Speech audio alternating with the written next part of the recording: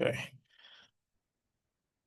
Hi, my name is Sincere Moore, and today I'm presenting on trade surplus, trade deficit, economic theories, and a bunch of policies. Right? Again, for the overview, we're going to go into trade deficit first, then we're going to trade surplus. I'll use some real world examples. Then we'll go into the economics before the 1930s, the Keynesian economics by our boy JMK, and then monetary versus fiscal policy, and then we'll go into the business cycle. Right? Trade deficit basically means like imports are greater than exports, right? I work at Verizon. As you can see, we're in Verizon. I don't know if there's anything behind me, right? Uh, this is shown daily. This is just showing how we operate at a trade deficit all the time. iPhones are created in China, India, and a bunch of places necessarily outside the US, even though now they're trying to shift everything into American soil, which I think is brilliant and going to be very helpful it's going to be terrible before it can be great for us.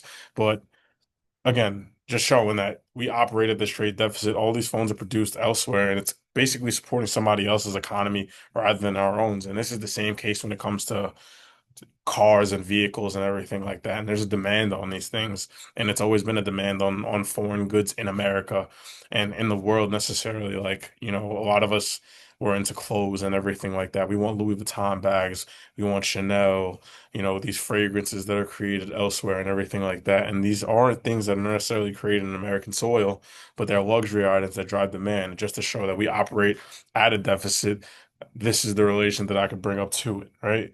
Now we have trade surplus, which is, the vice versa effect, exports and imports.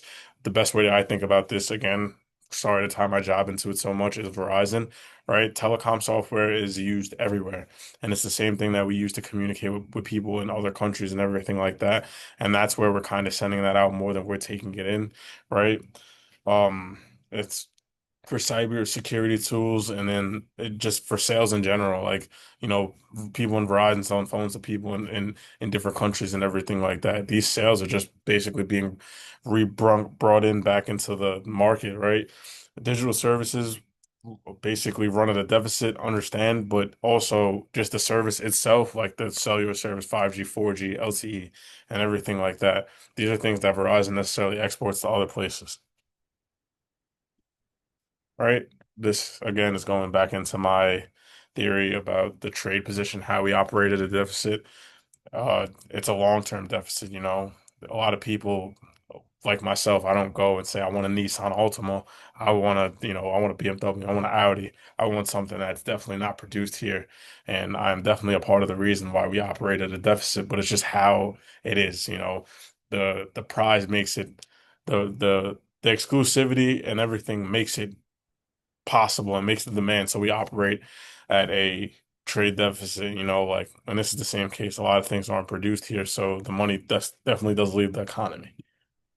Right? Now we'll get into pre-1930s conventional wisdom, basically saying that the market flows without anybody touching it. The very hands-off, hands-off government, hands-off economy, which is terrible. We all seen the Great Depression.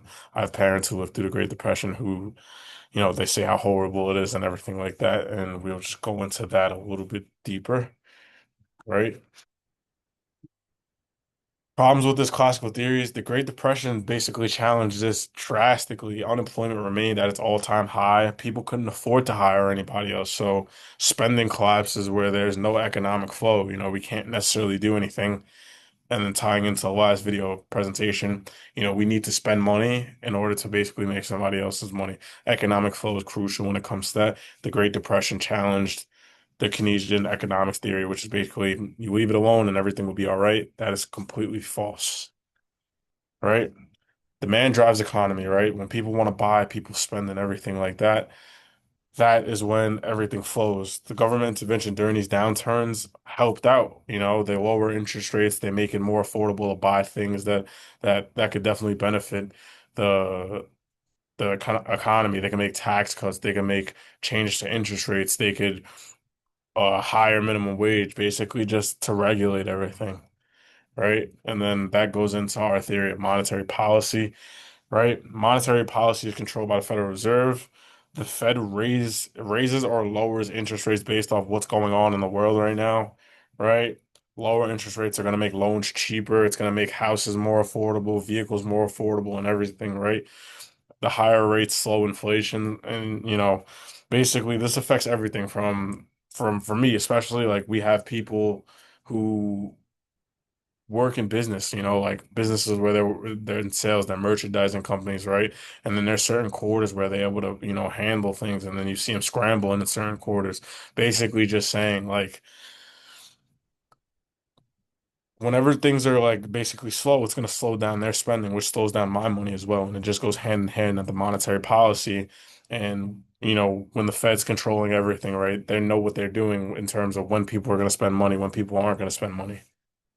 Right? Fiscal policy is another government ran policy, right? Government spending tax change is used to stabilize the economy, right? Fiscal policy affects people directly, for example, like tax refunds, right? So some people spend a lot of money, some people make a lot of money, some people do a bunch of things, right? And there's basically ways that like it ties into real life situations like for me, I also own a detailing business, right? So just with that being said, when the economy's weak, people aren't going out to buy phones. People aren't going to spend, $300, $400 on detailing their vehicle. And it's basically just like things that like the government could do to basically regulate everything, but this is like a period where it's slow. Like this is the valley of everything, right? The business cycle, natural rise and fall of economic activity, right? Again, peaks and valleys. That's how, the economy is, right? At its peak is the highest point. That's when people are getting jobs, people are getting paid, they're spending money, they're not holding on the money. A trough is its lowest point where people aren't really doing it. There's no expansion, there's no economic growth, there's nothing, right? Recession and expansion, job growth, again, rising spending. Why does this keep happening? Again, sorry about that. Right? Expansion, job growth, and rising in spending. Right. Anytime anything's expanding, it's obviously going to be bigger. It's going to be better. People are going to spend more money, which is just going to be better for the economy. There's more money pouring into American soil or just in an economy in general, right? A recession is unemployment high, right? It's a decline in output. People aren't working. People aren't spending. Policy tools reduce severity. So that's again going based off to fiscal and monetary policy. You need the government to step in to regulate things. Same thing that happened during COVID, or for businesses, the PPP loan and everything like that. Some people do need help, and when the government steps in and helps, the PPP loans and then the stimulus checks, that could have saved some people's houses. It could have saved people from, getting evicted from their homes and everything like that. So you definitely do want the government to step in and be able to do that. You definitely do not want a hands-off economy, right? Again, to jump into real life, like to my real life connections working at Verizon, you see the trade deficit at an all-time high all the time. And it's the same thing like phones. These phones aren't produced in America.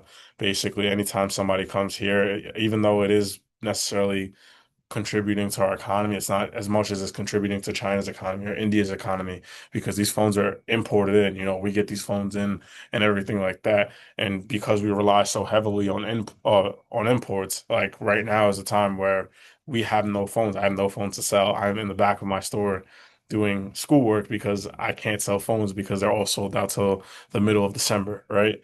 Same thing ties into surplus, with our service as a cell phone carrier, right? And there's a bunch of ways we could get into, the fiscal and monetary policies, in a fiscal policy in a time like this, right? Like where we can say, things are all at an all-time high. I could be a real estate agent, and just because prices are so high, and you could say that the economy's down or the government's frozen, there's a lot of people not making money right now, and available to afford a house. So that's kind of affecting my spending power. Their spending power is effective. And it's a bunch of ways that you can necessarily tie into these economic policies and theories and everything like that. So that's another way. Um, and expansion is when the economy grows, right? So obviously the economy can't grow if we aren't making money or if we aren't spending money, right? And again, that's pretty much all I have for my presentation. It was a pleasure. Have a great day.